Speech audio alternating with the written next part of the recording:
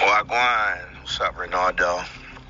I just finished listening to your April 19th Neoliberal podcast, and I figured I'd take some notes and give you the pros and cons. So I'm going to start with the pros. I enjoyed that when you talked about gun reform, you immediately talked about the Second Amendment. I'm an independent, more leaning towards libertarian, so that's very important to me. I'm glad you touched on that. I'm also glad that you referenced the poverty scholarly article that you did.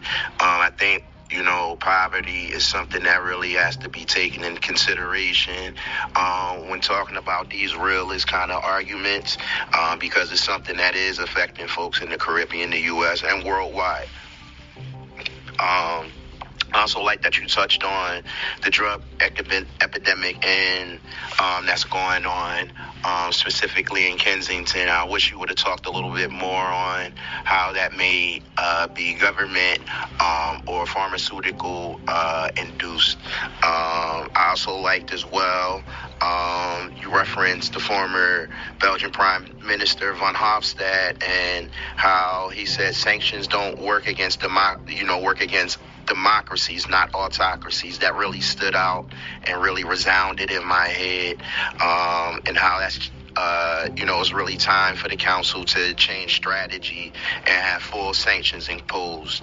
I like how you really rallied the audience back to how we reconcile, how we hold people accountable. And I think one way that we do that is holding your representatives accountable. For instance, Germany, Canada, France, and the U.S., all big election years. Hold them motherfuckers accountable at the polls is one way, and then boycotting and divesting is another way, that the people could really discuss. I enjoyed how you touched on Russian disinformation. I really would have been interested in, how that manifests in like a material way. I would have been interested in hearing that. I enjoyed how you touched on, working class people here in America are very against this war. Funding for infrastructure and federal minimum wage increase has been passed. So, a lot of people are against that. Vets are also against this war. As a former veteran, I know a lot of vets that are against this war. You talked about the hypocrisy of Russian sanctions and how Putin says that talks are at a stalemate. Those are just some of the pros, that I were interested in and that really stuck out to me, so I wanted to share that with you. Okay, and now here's the cons. Ronaldo, one thing that I noticed you have not talked about as of yet are the Minsk agreements that were supposed to happen between the Ukraine and Russia back in 2015. These talks have been at a stalemate because of Ukraine and outside Ukrainian interference that won't acquiesce or at least meet in the middle for Russian concessions. Also, you've yet to talk about the Zelensky election and how, just like here in America, where our elections were compromised in 2020 by Dominion voting systems, how Dominion also has some stake in the Ukrainian elections. You haven't discussed the World Economic Forum. That's also a con for me in terms of World Economic Forum interference in Ukrainian affairs and business dealings. I also noticed you haven't discussed the biolabs that were confirmed last month in Ukraine on the Russian border that were funded and managed by U.S. and also confirmed by the Undersecretary of State, Victoria Nolan. Another thing that I noticed, if full sanctions are imposed, that means a full stop on Nord Stream 2. So I'm wondering, is the EU, are they ready for that total shutoff of Russian-based energy? I don't think they really ready for those problems yet. Just me looking at this as a sociologist, political scientist, military strategist. I've noticed that there hasn't been a discussion.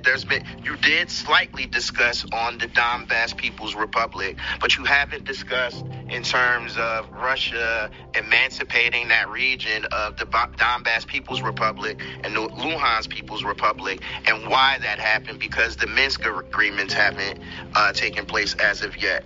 I got a part 2 to the con. Stay tuned real quick.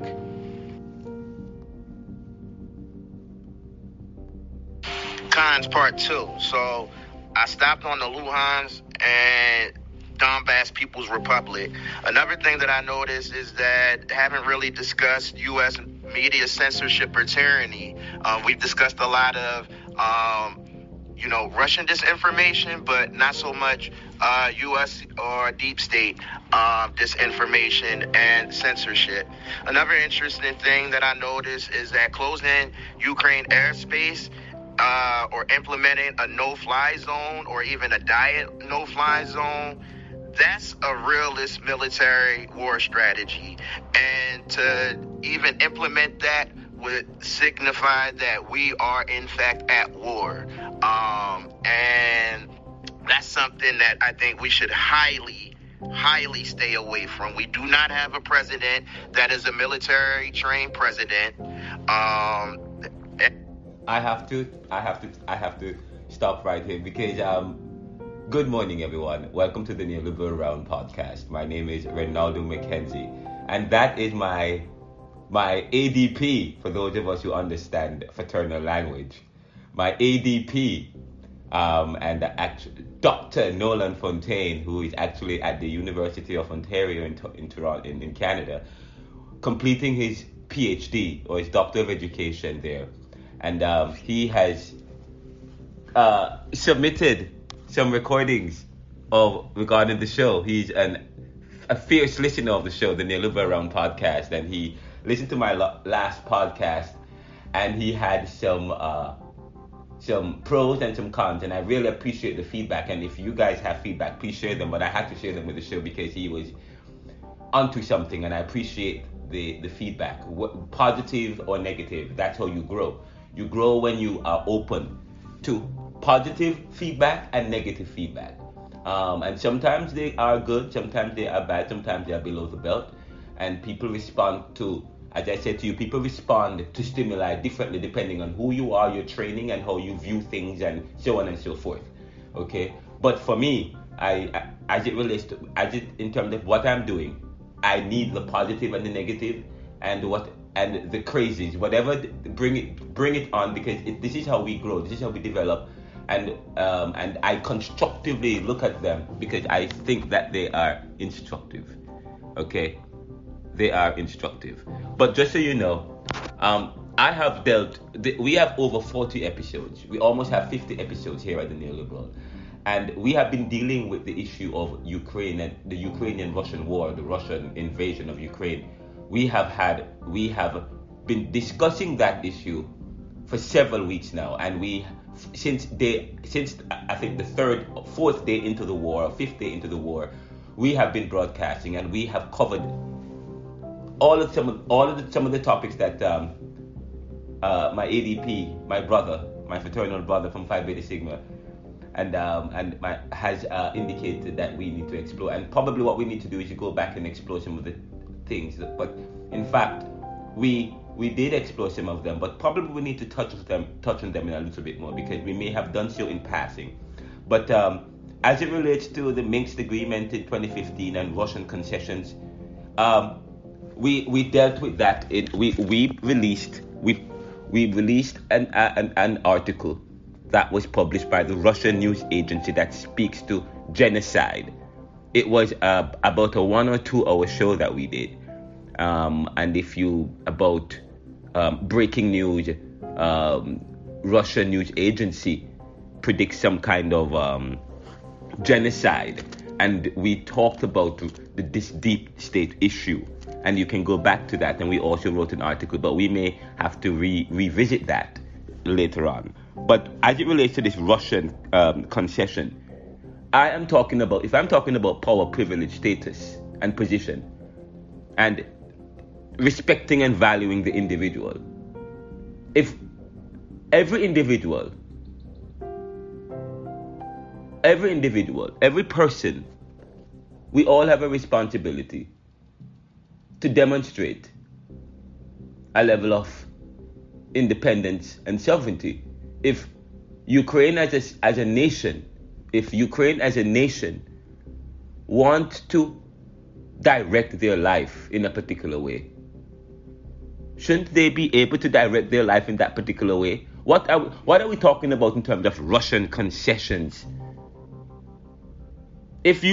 Russia is Mother Russia. Russia does not want to concede anything. The fact of the matter is, if you look at what I have said about who and what Russia is about denazifying Ukraine and stating their control of the region. And the fact that the Ukrainians elected President Zelensky, that's not what Russia wanted. And many people believe that there was some kind of conspiracy while Zelensky was elected. But the fact of the matter is, they had an election, okay, and Zelensky won. And Zelensky is Jewish and probably pro-Western, and that's what the people voted for. And Russia is upset with that and what that means for Russia. And he couldn't care less what that means for Ukraine, because Ukraine is also a sovereign nation and we are an interdependent country. Russia wants to be able to be the only one in the region to be able to trade and to do international agreements, and all the other countries in the region must depend on Russia. The problem what Russia has is that it's Ukraine becoming a strong nation, an independent, a strong nation. They're developing, and eventually they will rival Russia. That's a problem for Russia. So when we talk about, please, we have to understand this in terms of, and we have published several articles about Russia and what they are trying to do, and in March 16th speech. And I invite all of you to look at the previous episode that I've carried. But we need to look at this deeply. There is no Russian concession. It is as if, let's say for example, the Caribbean people, when they got independence, they had to, there were some concessions, that to keep the Queen as the head of state. To that effect. But if they wanted to get rid of the Queen as the head of state, then that would have posed a problem. Case in point. I'm not saying that's what really happened. I'm just saying, case in point here. The problem is for Russia is that, and if you read the article, when we talk about the denazification of Ukraine, they are willing to kill in order to say that they're denazifying, drain Ukraine. They have a problem with Ukraine and the development that's going on with Ukraine and the Western style development. And it is rivaling their power. It is rivaling Russia's motherhood, Russia mother. Russia must be the only country in that region. Russia wants to be the thing is, Russia wants to be the US in the region, so to speak, the dominant country.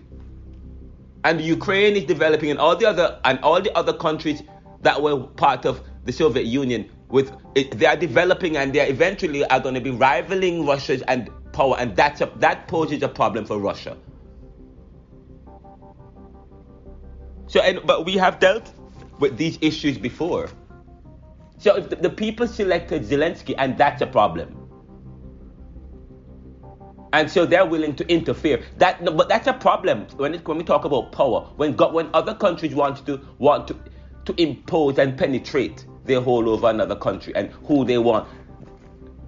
If you read the article that was published by Putin in the Russian state agencies, it didn't say Putin, but it's the Russian state agency, the Kremlin state agency, news agency. They control the news.